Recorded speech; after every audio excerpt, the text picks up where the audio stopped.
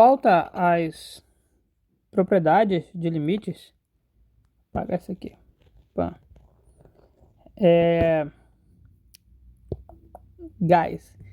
Então, lembrando que a gente vai ver as propriedades que vão nos ajudar a calcular limite. Nós não sabemos calcular limites ainda, mas nós vamos descobrir. Então, basicamente, ela preserva as operações naturais.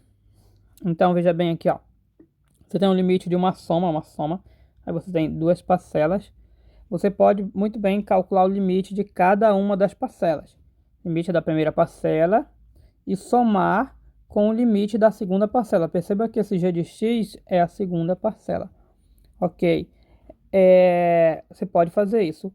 Ou seja, no limite, as coisas acontecem de modo naturalmente. Parece até óbvio, guys, mas não é bem óbvio. A gente vai ver um conceito, por exemplo, que é derivada, que lá na derivada, quando for produto, tipo aqui é produto, você não vai poder derivar cada um dos fatores. Lá tem regulamento que é negócio chamado regra do produto.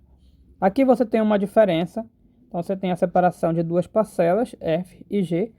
E aí toda vez que você tiver um limite, não importa se é mais ou se é menos, você pode calcular o limite dessa parcela e também o limite dessa parcela. Nós temos aqui, ó, limite da primeira parcela menos o limite da segunda parcela. O importante é dizer que a propriedade está quebrada aqui, mas você não precisa ficar quebrando em somas para calcular o limite. Você pode muito bem efetuar o cálculo desse e já jogar o valor, e efetuar o cálculo dessa outra parcela e jogar o valor. E essa parte você só vai entender um pouco melhor com os exemplos mais para frente, ok, guys? Essa parte final que eu falei. E aqui as outras de maneira natural.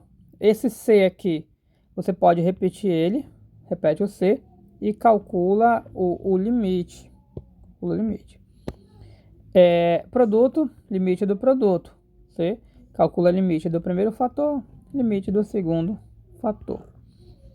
Nice. Então, quando tem constante, eu quero chamar a atenção, o limite ele não está nem aí para constante. Então, a constante você repete a constante, está aqui ela repetida, e calcula o limite dessa f. Olha aqui, ó.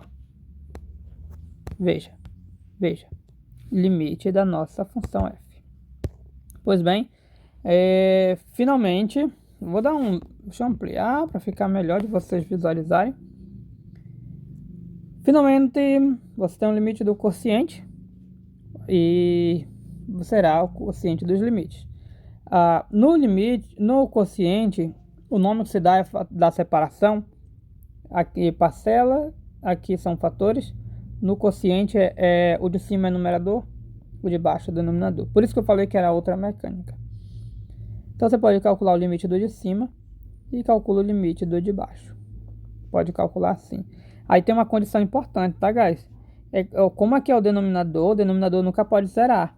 Então esse limite do de baixo ele não pode zerar, para poder você usar essa propriedade.